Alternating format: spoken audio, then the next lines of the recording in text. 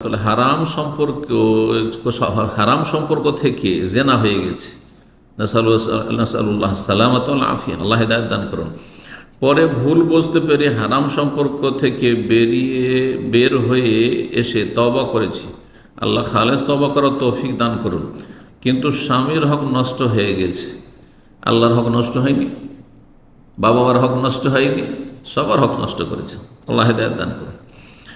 এখন হক যাতে নষ্ট না হয়, তাই যার সাথে জেনা হয়েছে তাকে স্বামী হিসাবে আল্লাহর কাছে চাওয়া যাবে? অসৎ লোককে আবার স্বামী হিসাবে চাইবে, আউযুবিল্লাহ। তবে সে যদি খালেস অন্তর থেকে তওবা করে, আপনার মতো খালেস অন্তর তওবা করে ভালো মানুষ হয়ে আসে, সেটা নিশ্চিত হতে পারেন, তাহলে তখন তার সাথে বিবাহ বসা জায়েজ রয়েছে। কিছু কিছু সালাফগণ তো বলতেন না, যার সাথে জেনা হয়েছে তার সাথে বিবাহ চলবেই না, জায়েজই না।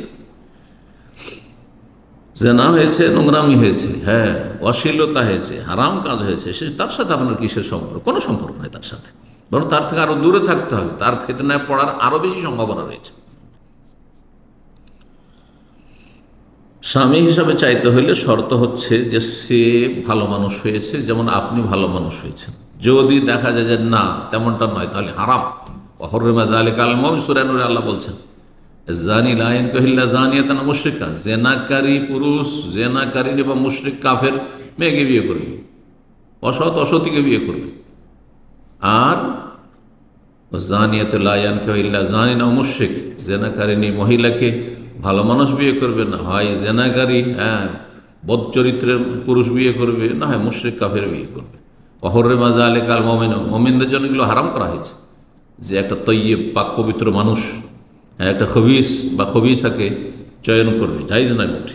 আল খাবিসাতু লিল খাবিসিন, পুরুষ যদি সে এখনও বদ চরিত্রের হয় তাহলে তাকে মোটেই চাওয়া যাবে না। হারাম যে আপনি হারাম চাইবেন, আল্লাহ বরকত দেবেন না এরকম দাম্পত্য জীবনে।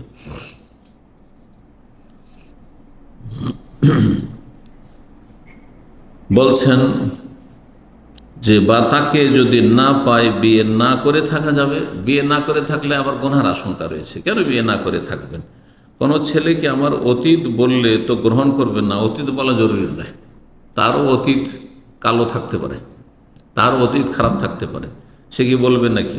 না, মোটেই না। জিজ্ঞাসা করলেও বলতে হবে না এগুলো, কারণ এগুলো এমন বিষয় যেগুলি আপনার রব জানেন, আপনার এবং রবের মাঝখানে থাকবে, এবং অনুতপ্ত হয়ে তওবার শর্তগুলি পুরা করে খালেস অন্তরে তওবা করতে হবে।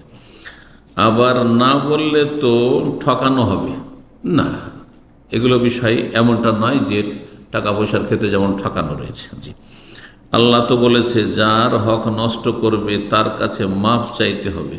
জি, তো রবের কাছে মাফ চান। আপনি রবের হক নষ্ট করেছেন, আগে রবের কাছে মাফ চান। আর যে স্বামী আপনার ভাগ্যে জুটবে তাকে এইসব বিষয় জানাবার কোনো প্রয়োজন নেই, তার কাছে ক্ষমা চাইতে হবে, যা ভুল হয়ে গেছে। এইভাবে কোনোদিন বিবাহ টিকবে না। জেনার এক শাস্তি, তাই হারাম থেকে